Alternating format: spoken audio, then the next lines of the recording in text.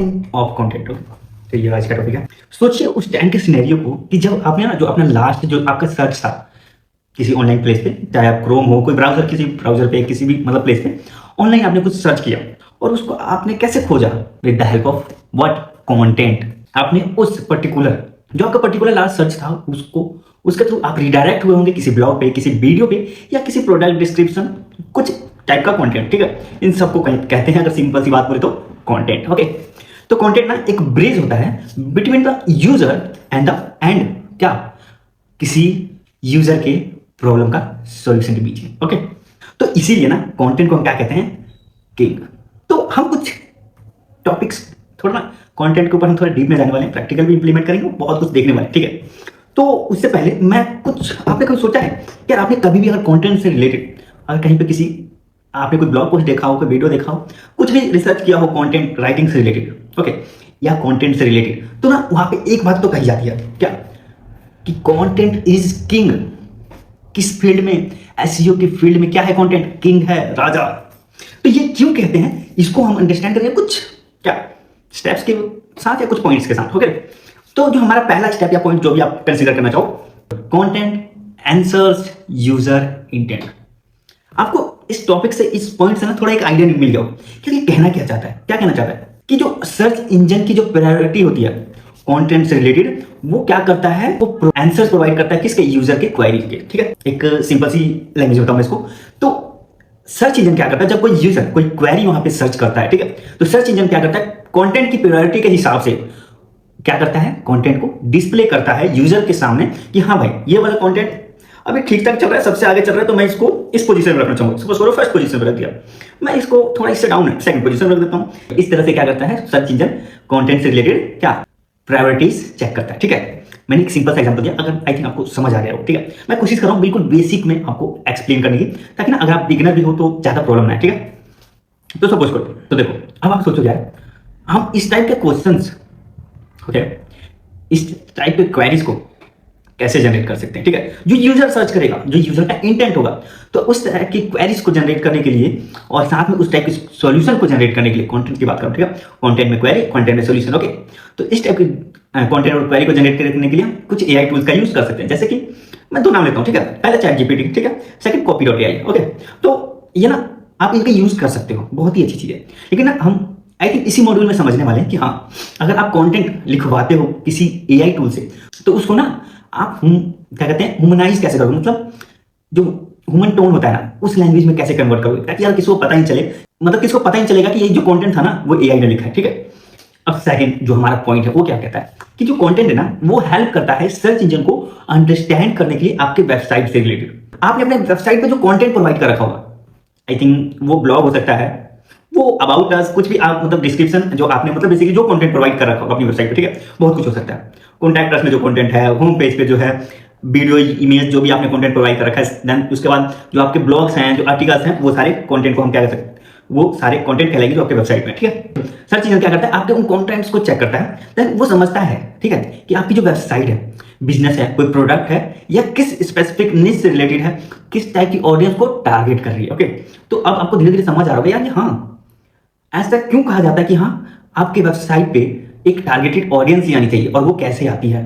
आपने सुना होगा ना यार, आपको पता है, मैंने ना डिजिटल मार्केटिंग की वेबसाइट ब्लॉगिंग शुरू किया। ठीक है, तो उस ब्लॉगिंग में ना बस मेरे पास वही टारगेटेड क्या यूजर्स आते हैं या ऑडियंस आती है जो डिजिटल मार्केटिंग से रिलेटेड हो, जो सीखना चाहती हो। अगर मैं सिखाने वाला ब्लॉग स्टार्ट कर रहा हूं तो सीखने वाली ऑडियंस आएगी। तो इसी कारण ना क्या कहते थे कि राइट ऑडियंस का आना आपके वेबसाइट पे बहुत ही इंपॉर्टेंट है। क्वालिटी कंटेंट ना बहुत इंपॉर्टेंट है। बिना क्वालिटी कंटेंट के ना आप एसईओ की कितनी भी स्ट्रेटेजी लगा लो, कितने भी मेथड्स यूज कर लो, कुछ भी कर लो, आप फेल हो जाओगे।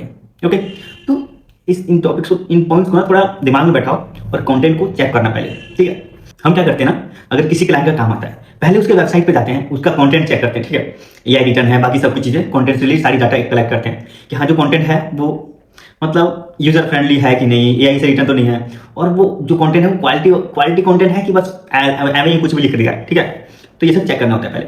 अगर हाँ क्राइटेरिया हमारा मैच हो जाता है तो उसके बाद हम काम पकड़ते हैं, चाहे वो क्लाइंट कितना ही पैसे दे, हम उस पर फोकस नहीं करते, क्योंकि अगर हम उसको रिजल्ट नहीं लाएंगे तो आगे चल के क्या होगा, रेपुटेशन खराब होती है। ओके, तो कंटेंट पहले चेक कर लेना, वरना आपने क्लाइंट को प्रॉमिस कर दिया कि हाँ मैं 3 महीने में आपको इतना रिजल्ट ला के दूंगा, और पता चला कि कंटेंट इतना बेकार था कि आप मेहनत करते हैं 3 महीने एसईओ के ऊपर और कोई भी रिजल्ट नहीं आया, तो सुनने को किसको मिलेगा आपको। ओके, देखो अब जो हमारा थर्ड पॉइंट है वो है कंटेंट जनरेट एंगेजमेंट और रिटेंशन। कंटेंट क्या करता है ना कि जो एंगेजिंग कंटेंट होता है, देखो कंटेंट भी बहुत टाइप होते हैं, ठीक है, पढ़ा हुआ यार, बहुत टाइप होते हैं, इंफॉर्मेशनल, ट्रांजेक्शनल, कीवर्ड जैसे होते हैं उस टाइप के कंटेंट भी होते हैं, ठीक है, एंगेजिंग भी होता है, पुअर कंटेंट भी होता है, बहुत टाइप होते हैं, जिस टाइप थिंकिंग हो सकती है उस टाइप का कंटेंट हो सकते हैं, ठीक है, तो इसका बात नहीं करने वाले, बहुत डिटेल है। देखो एंगेजिंग कंटेंट क्या करता है, आपके जो यूजर्स हैं उनको आपकी वेबसाइट पे ज्यादा टाइम स्पेंड करने को मजबूर करता है, ठीक है, तो उससे होगा क्या कि सर्च इंजन को पता चलता है कि हाँ ये जो वेबसाइट है ये बहुत ही ज्यादा क्वालिटी कंटेंट है, इस सर्च इंजन को पता चलता है कि इसकी वेबसाइट पे, इस पर्टिकुलर वेबसाइट पे बहुत ही ज्यादा क्वालिटी कंटेंट है, जिसके कारण हो क्या है, जो भी यूजर इसकी वेबसाइट पे विजिट करता है वो लॉन्गर टाइम स्पेंड कर रहा है, बहुत टाइम तक इसकी वेबसाइट पे क्या करता है, रिसर्च चेक बहुत कुछ, ठीक है, कुछ ना कुछ करता रहता है, ठीक है। तो इससे क्या होता है कि हाँ सर्च इंजन समझ जाता है कि ये बहुत ही ज्यादा हाईली क्वालिटी कंटेंट है इसके वेबसाइट पे और ये जेन्युइन है, तो क्या करता है धीरे धीरे क्या करता है वेबसाइट को रैंक कराने लग जाता है। तो क्वालिटी कंटेंट बहुत इंपॉर्टेंट है, ठीक है, चाहे ऑडियंस कम है लेकिन क्वालिटी कंटेंट अगर इंपॉर्टेंट होगा ना तो रैंक करने में टाइम नहीं लगता। अब एक और चीज है इसमें, सिंपल सी चीज बात, देखो अगर हायर एंगेजमेंट होगा ना तो ज्यादा चांसेस होते हैं, क्या चांसेस होते हैं कि जो रैंकिंग है ना वो फास्ट लीड करेगी, ठीक है। हाँ ये मैंने नहीं कहा ज्यादा ऑडियंस, मैंने कहा हायर एंगेजमेंट, ओके, नोट करना इस बात को। Fourth point, content drives backlinks. अरे कहना क्या चाहता है, तो देखो जो हाई क्वालिटी वैल्यूएबल कंटेंट होता है ना वो नेचुरली क्या करता है, वो अट्रैक्ट करता है किसको, बैकलिंक्स को, कहां से, किसी और साइड से, कैसे कैसे आप खुद बताओ, क्योंकि अगर एक सिंपल सा एग्जांपल देता हूं, ठीक है, आप क्या हो, सपोज करो आपने एसईओ से रिलेटेड ब्लॉगिंग स्टार्ट कर दी, ठीक है, एसईओ से रिलेटेड ब्लॉगिंग स्टार्ट की, आप गए रिसर्च करने कि हाँ यार मेरे कॉम्पिटिटर्स बहुत सारे हैं, मेरे से ऊपर भी बहुत हैं, मैं चाहता हूं कि यार मैं थोड़ा एक बार रिसर्च करूं उनके ऊपर, ठीक है, आपने रिसर्च किया, रिसर्च करने के बाद क्या आपको पता क्या चला कि हाँ यार इसका जो कंटेंट है बहुत अच्छा है, मैं गया था रिसर्च करने लेकिन उसके कंटेंट में इतना ज्यादा डूब गया कि यार मजा आ गया, तो क्या करूंगा मैं, कोशिश करूंगा क्या कि मैं अपना क्या करूं, बैकलिंक्स क्रिएट करूं वहां पे, ओके, ये एग्जांपल था, ऑप्शन बहुत सारे हैं, ठीक है। तो जैसे कि ना आपको पता होगा कि जो बैकलिंक्स है ना वो बहुत ही मेजर फैक्टर होता है किसमें, एसईओ की रैंकिंग में, ठीक है, तो समझ गए ना कंटेंट कितना इंपॉर्टेंट है। बैकलिंक्स के ऊपर हमने बात की, तो एक और बात बताता हूँ, जब आप बैकलिंक्स क्रिएट करते हो ना तो क्या करते हो, कुछ कंटेंट प्रोवाइड करके बैकलिंक क्रिएट करते हो, ठीक है, तो अगर उसमें ना 2 ऑप्शन भी आते हैं, अप्रूव डिसअप्रूव का, जिसकी वेबसाइट पे आपको कंटेंट बैकलिंक क्रिएट करने के हो, ठीक है, तो अगर उसका कंटेंट ठीक ठाक लगा तभी अप्रूव करेगा, अगर कोई भी कंटेंट डाल दिया तो डिसअप्रूव, इससे क्या होगा, बैकलिंक लिंक का जो स्कोर है वो डाउन होता जाएगा, ठीक है। तो इस पर फोकस करें, इस पर बात करेंगे, बहुत कुछ है यार, अभी टाइम तुम्हारी पूरा वैल्यूएबल कंटेंट से भरा हुआ है ये, क्या कोर्स। देखो अब कंटेंट क्या करता है, हमारा 5th पॉइंट है content established authority and trust. यार हमने सुना था जब तक हम किसी को जानते ही नहीं तब तक उससे रिलेटेड हमें ना ट्रस्ट बिल्ड होता है ना अथॉरिटी बिल्ड होता है, ये कंटेंट कैसे ट्रस्ट और अथॉरिटी बिल्ड करता है। तो देखो क्या होता है इसमें, जब आप रेगुलर पब्लिश करोगे ना हाई क्वालिटी कंटेंट को, तो ना वो एक पोजीशन बना लेता है आपके ऑडियंस के अंदर कि हाँ जो ये कंटेंट जहां से आ रहा है वो एक्सपर्ट है इस चीज में, इस फील्ड में, ठीक है।